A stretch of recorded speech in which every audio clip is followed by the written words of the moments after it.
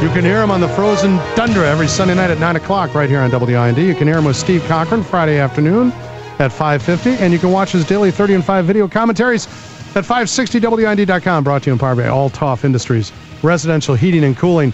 Did I get it all in there, Mike? Yeah, and by the way, guys, it is not Amy that's on my new Caucasian Man video on northtonorth.com, but it is Mike Ditka. So if you want to check out a great video, check it out. There's a blonde. Somebody sent me an email yesterday, John, said, is that Amy? I said, no, but I should have thought about putting Amy in. So check it out on northtonorth.com. I will. What's up, fellas and ladies? Well, let's talk about Kyle Williams. Who? Kenny Williams' son. He was telling me that his son got death threats. Yes. Because he fumbled those 2 key plays. Yeah, and and what I would tell Kyle, and you know what, he's taking it like a man. I mean, as far as the situation, Kenny Williams says yesterday he might have fumbled because he had a separated shoulder.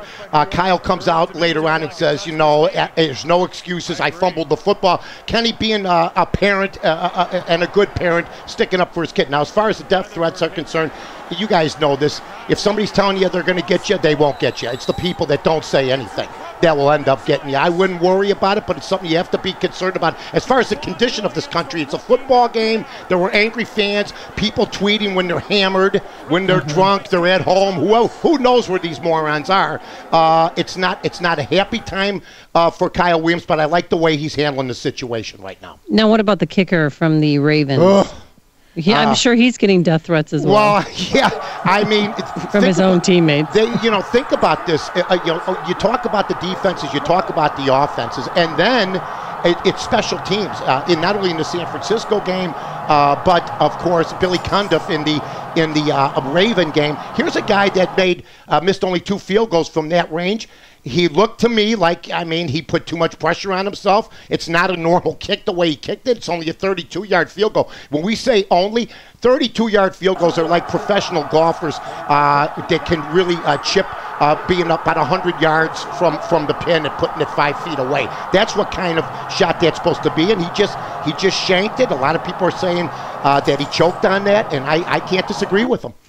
Years ago, I was on this cruise that featured Super Bowl players from teams, and Scott Norwood was on the cruise. And during one, everybody's obligated to do some sort of little meet and greet and, sort of symposium. And somebody brought up the fact, I'm from, he was a New York kicker, wasn't he? He was the Buffalo Bills kicker. Buffalo Bills guy. Right. If he makes that, they got a Super Bowl in their pocket. And, New York won. The Giants won, correct? Okay, so anyway, somebody stood and going, I'm from upstate New York, and I just wonder how you feel about missing that field goal. Years after it happened, he got up and left. And Bill Buckner just came to terms. Billy Buckner just came to terms with it he came to terms with about 4 or 5 years ago. He was on the Larry David episode of Curb Your Enthusiasm this year. But people, they're haunted by that for the rest of their lives. How about the wild thing? They burned his house down in Philly. They hung Dan Devine's dog in Green Bay. They actually hung the dog. Back in the day. Sports fans. Yeah, so Kyle Williams should keep an eye on things, but first of all, I wouldn't recognize him if he walked down the street. Second of all, I knew it was Kenny's son, and when I was on Fox the other night, I brought that up, and the people in L.A. couldn't believe it. Nobody knows. That was such a hidden secret. They never showed a cutaway of him in the stands. Well, and then to tell you what they think in L.A., my producer he goes, well, wait a minute, this kid went to Arizona State. I go, Kenny Williams went to Stanford. I said, so don't think where they live now.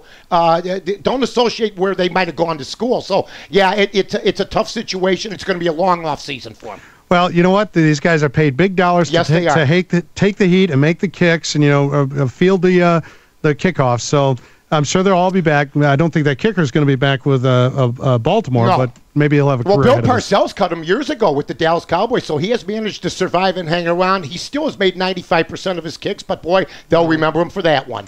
Mike, thanks so much for your insight and your analysis. It's always great having you out. All right, and by the way, Super Bowl coming up. It doesn't bode well for a certain Tom Brady. We'll talk about that next week. Okay, great. I'm looking forward to hearing what you have to say. Thanks, Mike. Take care. I'm Mike North for the Village of Rosemont. From the 9th largest convention center to restaurants to theaters, sports venues, and hotels. 5 minutes from O'Hare. You got it all here. Rosemont. You can't miss it.